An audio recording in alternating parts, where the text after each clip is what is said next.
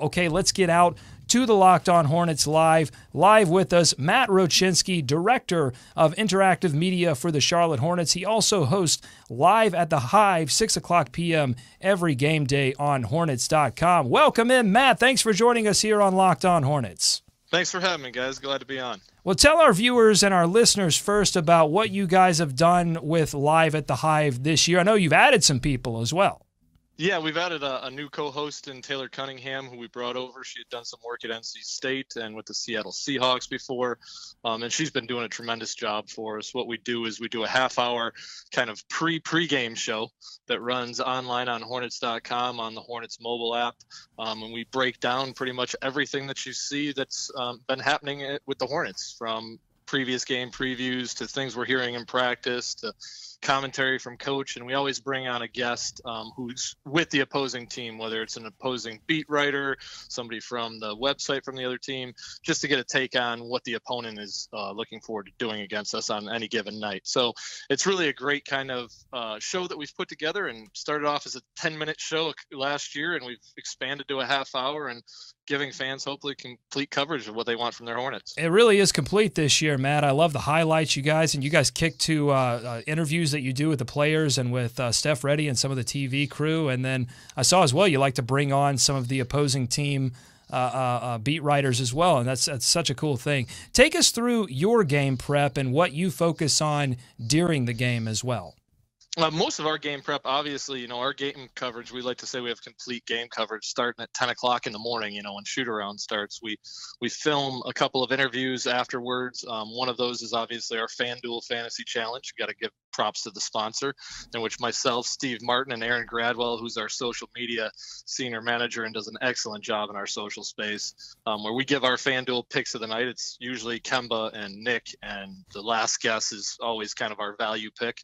And we also I do an interview every game for shoot-around sound with somebody from Fox Sports Southeast, be it Dell, be it Stephanie, or Eric Collins, really kind of breaking down the upcoming game. So that's the majority of our shoot-around coverage, getting commentary from coach and all the players as well, just kind of letting our fans know what's going on. And then we roll into around 4 o'clock, things start kind of picking up for us again. In terms of Aaron does a sit down with Coach Patrick Ewing for pregame with Patrick, for Live at the Hive.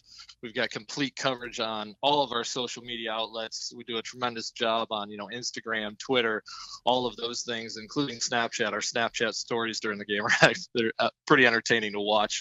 We've got a girl, Caroline Sykes, who does a tremendous job for us. It's just amazing to kind of look at how far we've come in this digital space, knowing with, how important social media is, especially.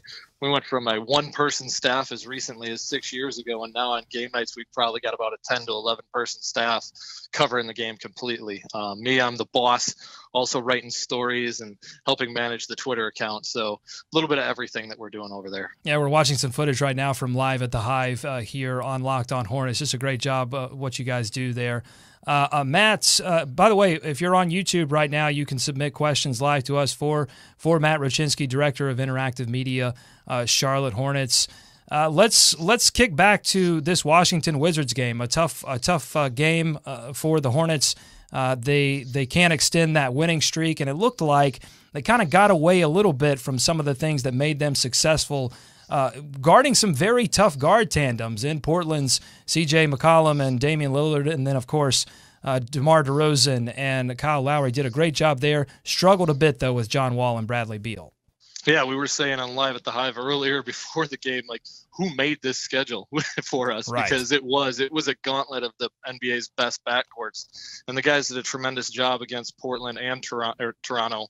And to see us kind of take that step back, you were right. We were playing so well over that 3-game winning streak at home, holding opponents to under 90 points a game and 37% shooting, and then all of a sudden Washington came in and kind of shot the lights out on us, hitting 54% and scoring 109 points. That was what was happening during the losing streak. That is not the persona that the Hornets want to take on. That's not what Coach Clifford wants. This is a team that's built around defense.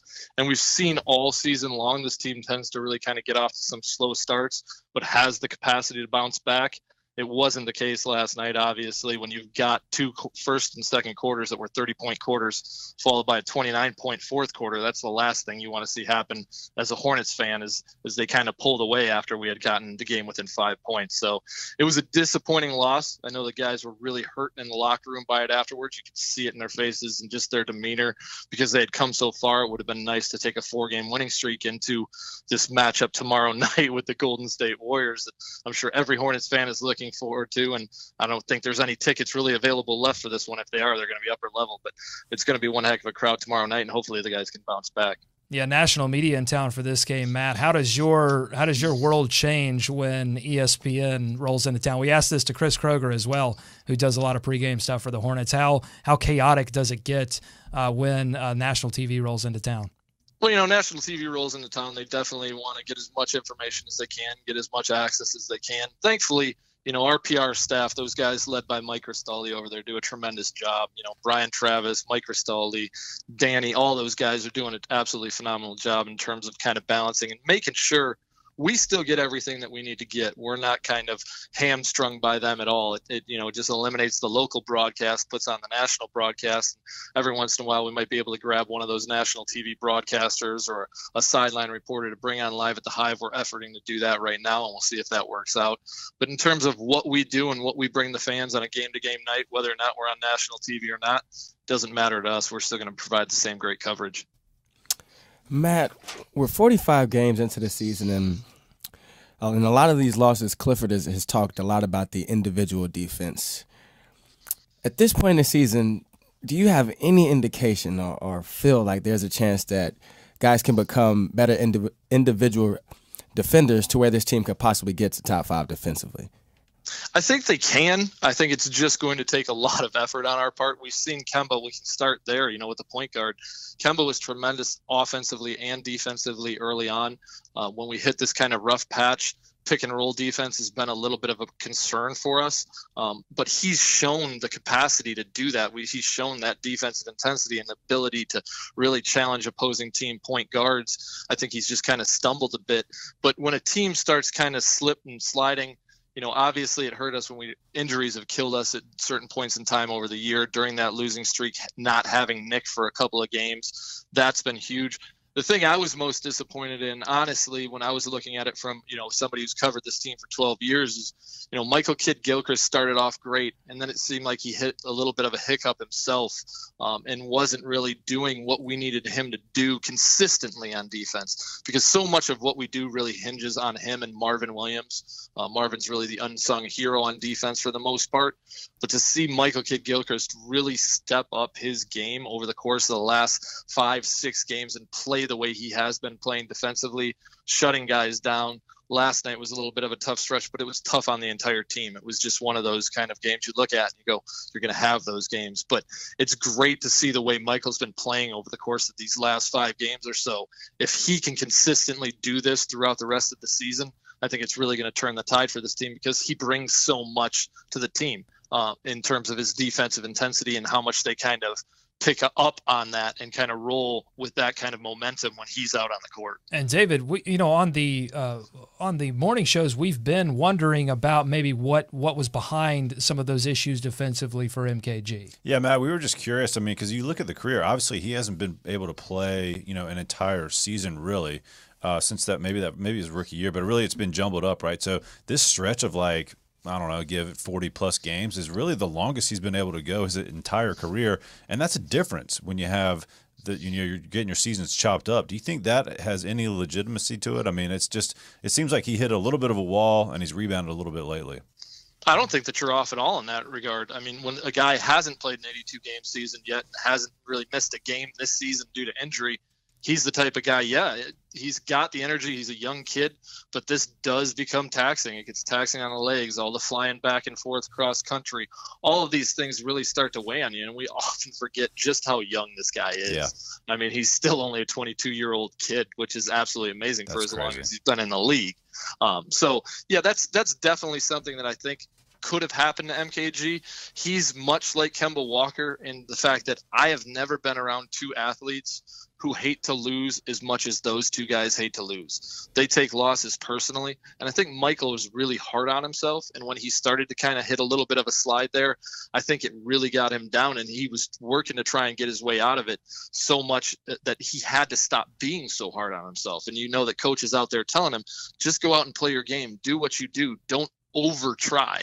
That's a problem that a lot of young players have in the league. And once he started getting back to how he plays and just kind of trusting in himself, that's when he really started to turn things around. Yeah, and let's be real, right? He's going up against James Harden, who is probably the most difficult guy to guard on the planet. I mean, not to mention he's an incredible scorer, but he does things differently than just about anyone else, and he does them at such a high level. You know, that can knock your confidence or just wear you down, you know? Yeah, it really wears on you in terms of having to face the other team's best player every game. You know, that's what Coach Clifford is really taxing on him. You know, he's got to be the guy who's going to shut somebody down.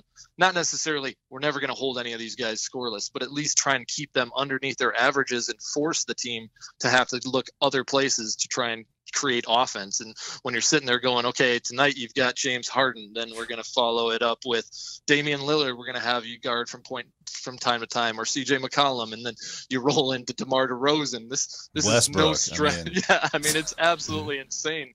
The guys that this 22-year-old kid has got to cover, but he's done a tremendous job. And I think as his confidence builds, he starts playing better and starts playing more his game and doesn't kind of get caught up in it all. You know, and Coach Clifford, credit him on that. You know, he's the type of guy, we talk to him all the time about, is this a big game? Is this contest the one that's going to be key for the Hornets? You know, is this the turnaround game?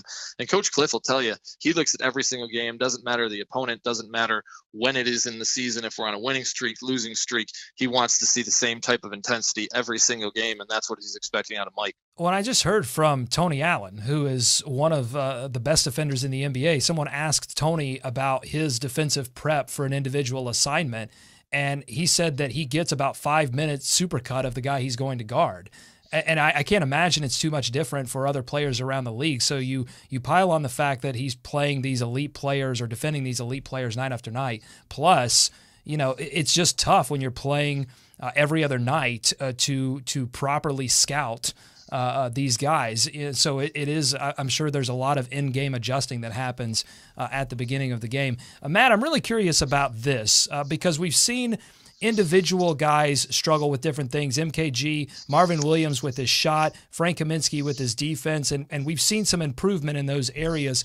And I'm curious, because you're on the inside, you're around practice, like what's the balance for Coach Clifford and the rest of the staff between addressing issues of team concern, of strategy, that things that involve, you know, all 13 guys, versus dealing with the individual issues that players will have, you know, in different stretches of games? Well, I think during practices, the focus has got to be on the 13 as a whole and kind of what is going on, you know, what things that the team needs to work on combined. One thing that Coach Clifford has done a tremendous job of is assembling one of the best assistant coaching staffs in the NBA. I truly believe that. And the amount of time that these guys put in, especially after practice, that's when the individual work really kind of comes to the forefront. Coach has done a great job of separating these guys into their groups, making sure they're getting in the extra work. And a practice might end at 2:00, but it doesn't mean the guys are off the court at 2:15. This is a team that stays late because they know the importance of it and is always willing to put in the extra work. And, not only on the court, but in the film room. A lot of these guys break things down with these assistant coaches. They're in the building a lot longer than most people realize on game days, after a shoot around or on practice days. These guys don't often leave until most of the time we're leaving the building. Matt, Jeremy Lamb has been sidelined right now with an injury. And the other day, Clifford mentioned that he's trying to get back to a 9-man rotation. When Lamb returns healthy, do you think he'll be a part of that 9-man rotation?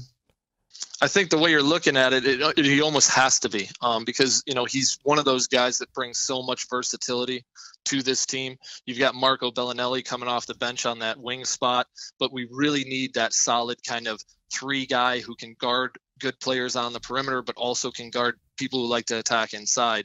Jeremy Lamb's defense has gotten better this season. He's definitely put in the work on it, but he's going to have to be a piece when you look at it. I'm not really sure exactly who the odd man out is going to be, but you're looking at, because we've seen Ramon Session getting more time right now. Marco Bellinelli's been getting great time. Frank Kaminsky and Roy Hibbert, it's kind of a feel that Coach Clifford's got to have out there, because the way that Cody Zeller's been playing this year, you can't obviously reduce his minutes. So I would think that you're looking at Coach really having to decide between Frank and Roy who's the best fit for the opponent when we're playing them. Matt, later on in the show, we're going to sign some executive orders, some changes that if we had all the power in the world that we would maybe make in the NBA or with the Charlotte Hornets. Do you have one off the top of your head, a change that you'd like to see maybe in the NBA? I don't know if I'd necessarily say a change, but if you're asking me what I want more than anything in the world. At this point in time, it's tomorrow, Thursday night at around 7:00 to hear Kemba Walker's name, called when they're talking about all-star reserves. This guy deserves to be an all-star. There's no question about it. I know it really kind of might have hurt him a little bit when we hit that slump in terms of, being right around the coach's vote, but it helped that we strung together that little 3-game winning streak right when they had the ballots in their hands, hopefully. But this guy is an all-star player. I mean, we talk about it all the time in the office. When we're talking about this team needs a star, we've heard fans say that many times. I think that Kemba is not only all-star, he's becoming a star in this league. He's a guy you can count on when he's got the ball in his hand. He wants the ball in his hand.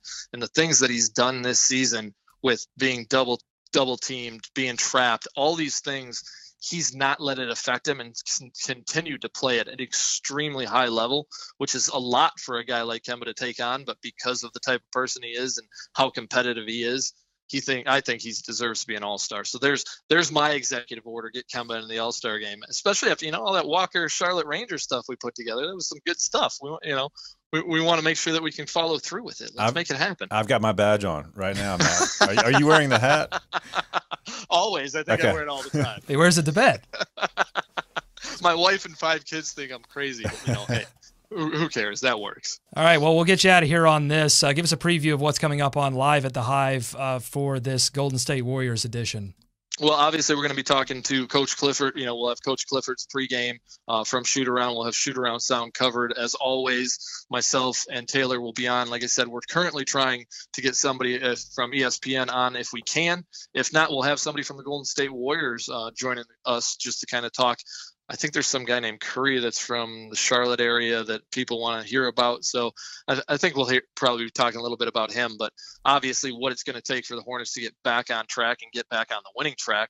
And how in God's name do you try and slow down this Warriors offense? I don't know how it's going to happen. It's going to be a tremendous challenge, but hopefully the guys are going to be up for it, because the Hive is going to be rocking tomorrow night. All right, Live at the Hive, 6:00 p.m. Tune in tomorrow night before the Golden State Warriors game. Matt Rochinski, Director of Interactive Media for the Charlotte Hornets. Matt, thank you so much for your time. We really appreciate it. Hey, thanks for having me, guys. Appreciate it. Yeah, I'd love to talk to you again soon. Definitely.